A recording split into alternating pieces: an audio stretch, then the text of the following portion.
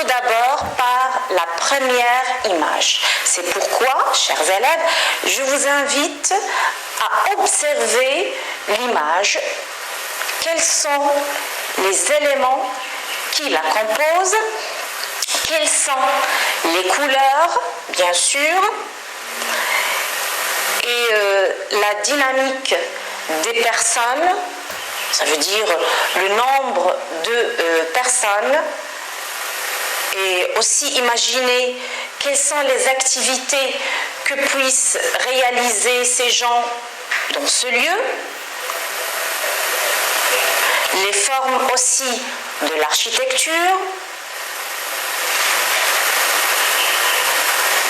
Donc j'espère que vous avez bien tout perçu. Maintenant, on va passer à la production orale. Donc tout d'abord, le lieu. Donc, cette image représente quel lieu précisément? Donc à partir de l'image, on constate qu'il s'agit ici de la place de Jamal el-Fna. Et la place de Jamal el-Fna est située à Marrakech. Donc c'est une ville marocaine qui se trouve au sud marocain. Donc la place de Jamal el-Fna, tout d'abord, comment elle est? Donc bien sûr, on voit qu'elle est immense, qu'elle est vaste. Donc c'est ce qu'on peut dire en premier lieu. Donc la place de Jamal el-Fna est un lieu immense et vaste. Où trouve-t-on dans ce lieu? Donc on trouve tout d'abord le souk de l'ancienne Médina. Donc il est situé où? Il est situé au milieu. Donc elle se trouve située au milieu du souk de l'ancienne Médina. Nous allons voir maintenant quelle est la couleur dominante de ce tableau. On va tout d'abord commencer par la couleur des bâtiments. Donc la couleur d'une couleur rouge brique, une couleur vivante, une couleur qui donne de la chaleur, une couleur de rêve, ça fait rêver. Et qu'est-ce qu'on trouve aussi? Bien sûr, on trouve les petites boutiques. On trouve des petites boutiques. Donc, qu'est-ce qu'elles vendent, ces petites boutiques? Qu'est-ce qu'elles exposent?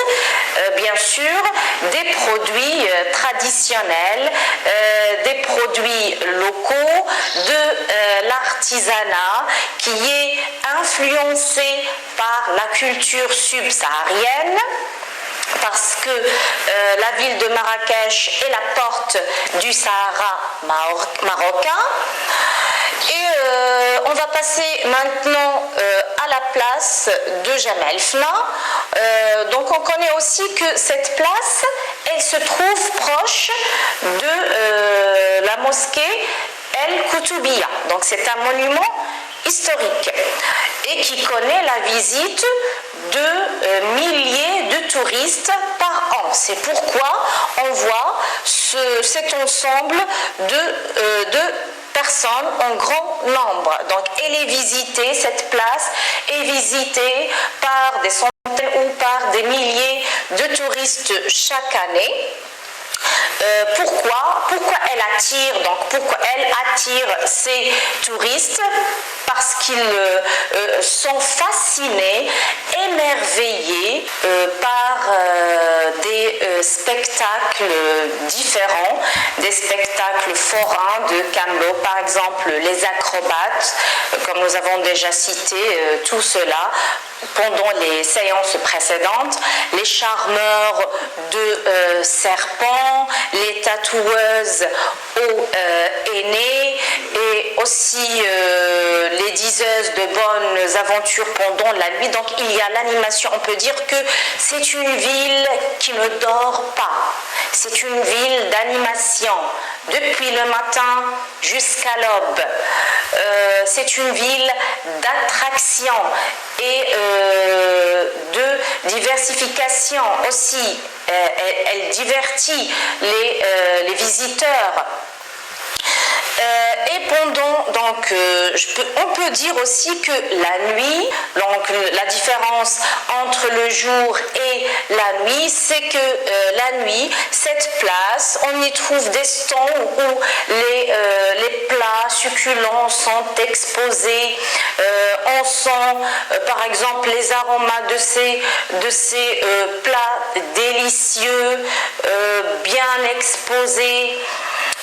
Et ces stands qui sont ordonnés et aussi la lumière douce de la nuit de Marrakech qui fait rêver et qui fait penser à un monde oriental aux senteurs de mille et une nuits. Donc vous pouvez ajouter plusieurs vocabulaires, un lexique thématique bien sûr de la description, une description positive qui met en valeur bien sûr le paysage de ce monument historique.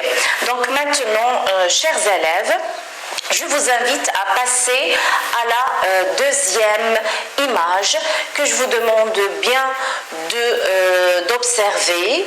C'est une image qui n'a pas beaucoup de couleurs et d'éléments, mais j'espère bien de formuler bien sûr vos expressions de description. Donc observez très bien, chers élèves. Donc voilà, chers élèves, comme je vous ai dit, le tableau, on va tout d'abord étudier les éléments qui le constituent.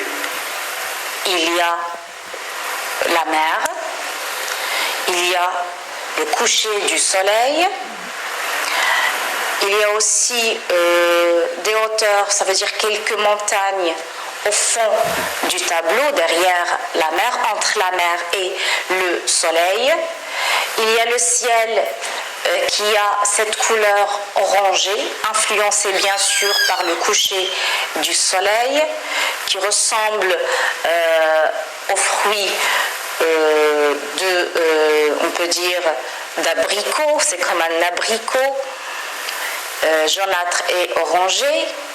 Et encore, il y a cet homme avec cet animal. Donc, c'est un animal, bien sûr, qui vit exceptionnellement au Sahara, au désert, qui est le chameau.